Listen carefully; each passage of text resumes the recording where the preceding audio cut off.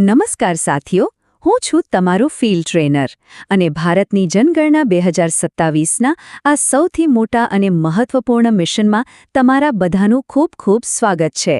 મને ખરેખર આનંદ છે કે આપણે સૌ આજે અહીં આ રાષ્ટ્રીય કાર્યની તૈયારી માટે ભેગા થયા છીએ. તો ચાલો શરૂ કરીએ. જુઓ, આપણું માર્ગદર્શક સૂત્ર છે જનગણનાથી જનકલ્યાણ. આ ખાલી એક વાક્ય નથી, પણ આપણા આખા મિશનનો આત્મા છે. એક વાત સમજી લો, આપણે જે પણ આંકડો ભેગો કરીશું એ દેશના દરેક નાગરિકના ભવિષ્ય માટેની યોજનાઓનો પાયો બનશે. એટલે કે તમારું કામ સીધું લોકોના કલ્યાણ સાથે જોડાયેલું છે. આ વાક્યને મગજમાં બરાબર બેસાડી દેજો. તમારી પસંદગી એમ જ નથી થઈ. હજારો લોકોમાંથી તમને પસંદ કરવામાં આવ્યા છે. કેમ? કારણ કે સરકારને તમારામાં આ મોટી જવાબદારી નિભાવવાની ક્ષમતા અને નિષ્ઠા દેખાય છે. આને ખાલી એક નોકરી ન સમજતા, આ તો રાષ્ટ્ર નિર્માણમાં ભાગ લેવાનો એક ઐતિહાસિક મોકો છે. સારું, તો હવે આપણે આપણા મિશનની કરોડરજ્જુ વિશે વાત કરીએ, એટલે કે તમારી ભૂમિકાઓ અને જવાબદારીઓ. ગણતરીદાર અને સુપરવાઇઝર, તમે બંને આ મિશનના સૌથી મુખ્ય સ્તંભ છો. ચાલો જોઈએ કે કોણે શું કરવાનું છે. અહીંયા ખાસ ધ્યાન આપજો. ગણતરીદાર તરીકે તમારું મુખ્ય કામ ફિલ્ડ પર જવાનું છે. ઘરે ઘરે ફરીને આપણી ખાસ HLO એપ દ્વારા સાચો ડેટા ભેગો કરવાનો છે. અને સુપરવાઇઝર મિત્રો, તમારી ભૂમિકા એ જોવાની છે કે આ બધી પ્રક્રિયા એકદમ સરળતાથી, ચોકસાઈથી અને કોઈપણ ઘર છૂટ્યા વગર પૂરી થાય. તમે એક ટીમ છો, એકબીજાના પૂરક બનીને કામ કરવાનું છે.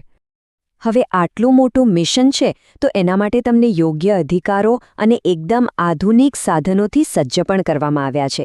ચાલો એક નજર નાખીએ કે તમારી શક્તિ શું છે અને તમારા હથિયાર ક્યાં છે. જાણો છો તમે શું કરી રહ્યા છો? તમે એક ઐતિહાસિક વારસાનો હિસ્સો બની રહ્યા છો. 1881થી, એટલે કે 150 કરતાં પણ વધુ વર્ષોથી આ પરંપરા ચાલી આવે છે અને તમે એને આગળ વધારી રહ્યા છો. પણ આ વખતે કંઈક ખાસ છે. તમે ઇતિહાસ રચી રહ્યા છો, કારણ કે 2027ની આ 16મી જનગણના ભારતની પહેલી સંપૂર્ણ ડિજિટલ જનગણના બનવા જઈ રહી છે. એક વાત સ્પષ્ટ સમજી લો, તમારું કામ કાયદાકીય રીતે સુરક્ષિત છે. જનગણના અધિનિયમ 1948 આ તમારું કવચ છે. એ તમને તમારી ફરજ બજાવવા માટે કાનૂની તાકાત અને રક્ષણ બંને આપે છે. તમે સરકારના સત્તાવાર પ્રતિનિધિ તરીકે કામ કરવાના છો અને આ કાયદો હંમેશા તમારી સાથે છે. કાયદા હેઠળ તમને અમુક સ્પષ્ટ અધિકારો પણ મળ્યા છે. તમે કોઈપણ ઘરમાં પ્રવેશ કરી શકો છો, મકાન પર નંબર લખી શકો છો, બધા જ જરૂરી પ્રશ્નો પૂછી શકો છો અને તમને જવાબ મેળવવાનો પણ પૂરો હક છે. પણ યાદ રાખજો, આ અધિકારોનો ઉપયોગ પૂરી વિનમ્રતા અને જવાબદારી સાથે કરવાનો છે. આપણું સૌથી મુખ્ય સાધન છે સ્માર્ટફોન. અને એના માટે આ 4 વસ્તુઓ ફરજિયાત છે. ધ્યાનથી સાંભળો. ઓપરેટિંગ સિસ્ટમ એન્ડ્રોઇડ 11 અથવા iOS 15 કે તેથી નવી હોવી જોઈએ. રેમ ઓછામાં ઓછી 4 GB જોઈએ. HLLO એપ ક્યાંય બીજેથી નહીં, ફક્ત સત્તાવાર એપ સ્ટોર પરથી જ ડાઉનલોડ કરવાની છે. અને હા, સૌથી અગત્યનું, પહેલીવાર લોગિન કરો કે તરત જ તમારો પાસવર્ડ બદલી નાખજો. સુરક્ષામાં કોઈ બાંધછોડ નહીં. ચાલો હવે ફિલ્ડમાં આપણું કામ કેવી રીતે આગળ વધશે એની આખી પ્રક્રિયા સમજી લઈએ.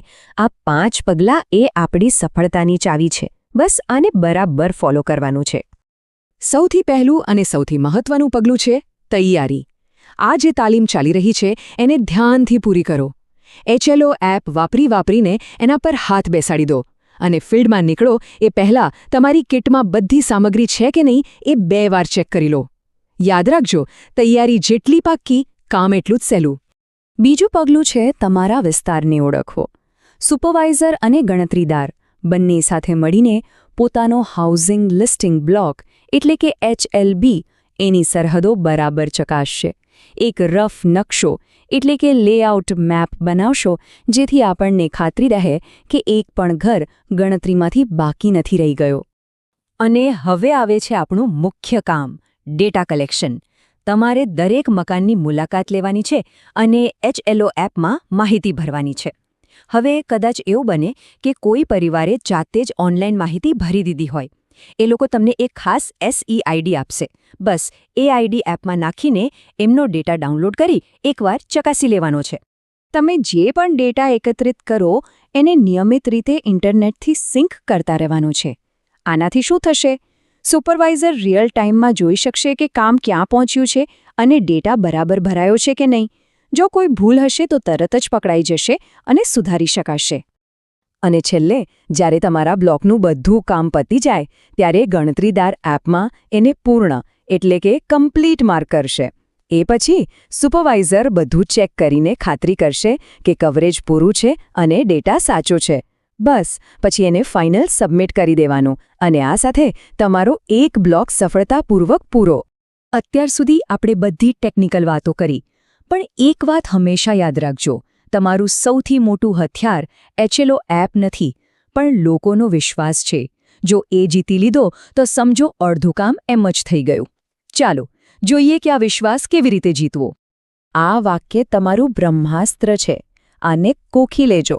તમારે દરેક નાગરિકને ખાતરી આપવાની છે કે તમે જે પણ માહિતી લેશો એ જનગણના અધિનિયમ 1948 મુજબ સંપૂર્ણપણે ગુપ્ત રાખવામાં આવશે.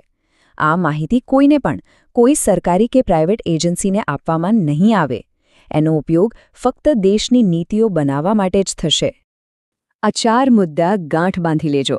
કોઈના પણ ઘરે જાઓ એટલે પહેલાં તમારું સરકારી ID કાર્ડ બતાવો. વાતની શરૂઆત સ્મિત અને નમસ્તેથી કરો. તમે શા માટે આવ્યા છો એ એકદમ સરળ શબ્દોમાં સમજાવો. અને સૌથી અગત્યનું, ધીરજ રાખો, વિનમ્ર રહો. તમારો સારો વ્યવહાર જ લોકોના દિલના દરવાજા ખોલશે. આ રાષ્ટ્રીય કાર્યમાં તમે જે સમર્પણ અને મહેનત કરવાના છો એની પૂરેપૂરી કદર કરવામાં આવશે. ચાલો હવે તમારા યોગદાનના પુરસ્કાર વિશે પણ વાત કરી લઈએ. આ ખૂબ જ મહત્વપૂર્ણ કામગીરીને સફળતાપૂર્વક પૂરી કરવા બદલ ભારત સરકાર દ્વારા નક્કી થયા મુજબ તમને ₹25,000નું માનદેય વેતન આપવામાં આવશે. આ માત્ર પૈસા નથી, પણ તમારા અમૂલ્ય યોગદાન માટે રાષ્ટ્ર તરફથી એક સન્માન છે. મિત્રો, અંતમાં હું બસ એટલું જ કહીશ કે આ મિશનની સફળતાની જવાબદારી હવે તમારા ખભા પર છે. તમારી નિષ્ઠા, તમારી મહેનત અને તમારું સમર્પણ એ જ આ ઐતિહાસિક ડિજિટલ જનગણનાને સફળ બનાવશે.